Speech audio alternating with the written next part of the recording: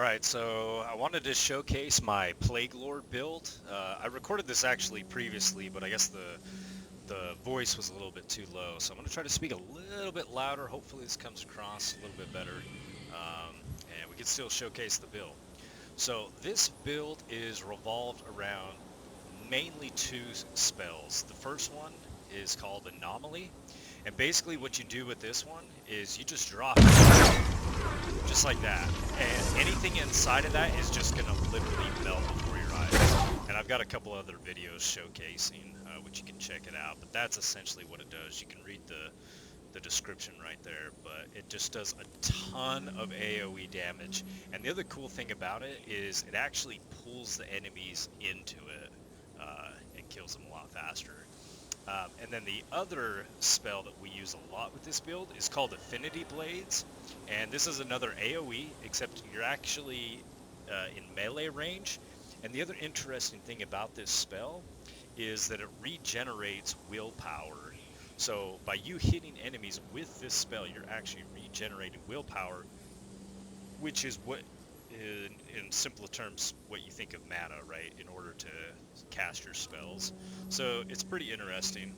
The other spells that I like to use for this, the second one being Plague Burst.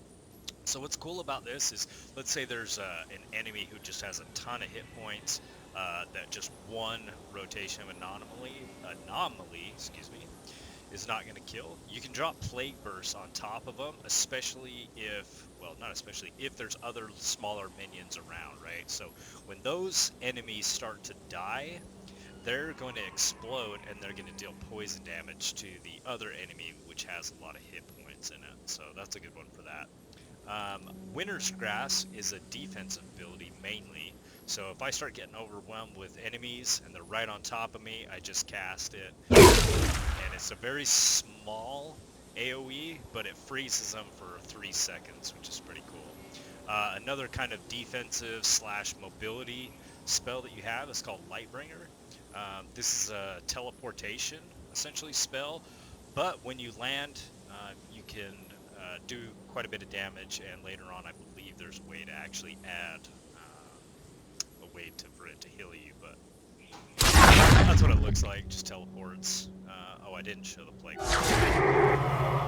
And then Infinity Blades. So anyway, so gear, this is what I have. It's pretty standard sorcerer gear across the way. I'm level 27 currently.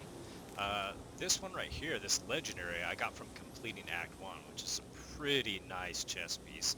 Everything else is pretty standard. Like I said, I've just kind of gotten it as I've gone throughout the game. I do like getting pieces of equipment that have these slots. They seem to be pretty good. Like this one, for instance, these leggings, I added 150 force, as you can see, with one mod, which is pretty neat. But yeah, so nothing super fancy. It's pretty straightforward on that. Let's go over skills and modifiers of what I'm currently using on all of these. So for the anomaly, I currently make it bigger, right? That's always important, especially when you're talking AoE. And then does damage, so ailment damage, because it's going to add an ailment. You can see, I think I have about a 30% chance. Let's see, ailment stasis 33%. So you have a 33% chance of adding an ailment. So this is just going to increase that, which is nice.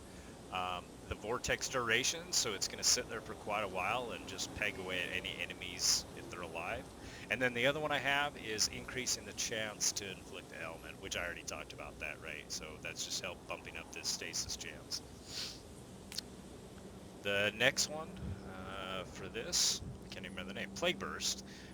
We have, of course, increasing the AoE.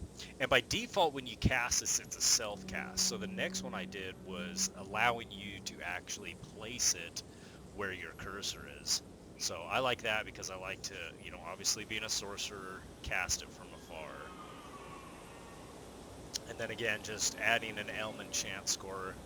My build is revolved around adding ailments as well. So AoE and ailments. So pretty important there. Winter's Grass, the freeze duration, so by default it's 2 seconds, adding an extra second, just to kind of help you survive is pretty important. And then enemies killed while they're frozen will trigger another Ice Nova, which is pretty cool. For the Lightbringer, add a temporary, granting a temporary force shield for each enemy hit upon landing. So if you land in, a bunch of enemies, you're just going to get that much more force shield, which is pretty nice. And then you can just spam all your AOE abilities. Increase resistances while charging, and then this one's pretty cool. Leaves an area of effect that damages enemy upon landing. So you're going to land, you're going to do damage, plus you're going to get a temporary force shield, which is pretty nice. And then the last one being Infinity Blades. So again, this build is revolved around, this skill is revolved around generating willpower. So each time you kill an enemy, you're going to get more willpower. It's 24 willpower on kill. That's pretty important. And then critical hits. So when you crit, you're going to get additional willpower. Again, pretty important. And then increases the damage while your force shield is not empty. So this right here, you can see my force shield's pretty big right now. 1600 force shield. As long as that is still up, at least if I have at least 1 point of force shield up, then I'm going to get an increased damage with my Infinity Blades, which is pretty cool. And then anytime these enemies have ailments, you're going to increase the damage for each ailment stack inflicted on the target. So when they start getting a bunch of ailments and you just start whopping on them, it's just going to do that much more damage. So all that's pretty cool.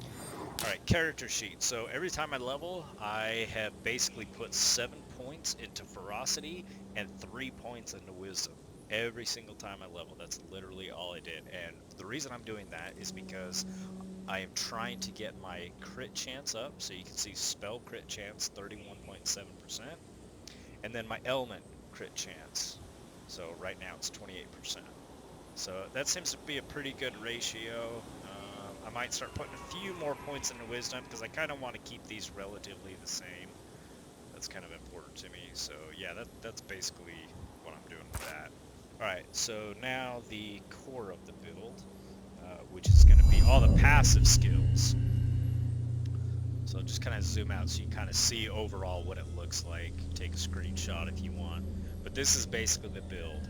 So when you first start leveling this character, if you want to do the same build, I would highly recommend going down this path first and then over to here. Complete this and then start working your way up. So let's take a look and see what it actually is. Okay, so you start going down the soldier path first, and why that's important. So see, 12% crit chance. We don't care about the melee, we care about the crit chance.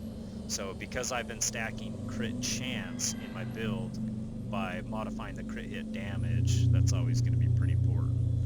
So we're getting crit hit crit hit damage.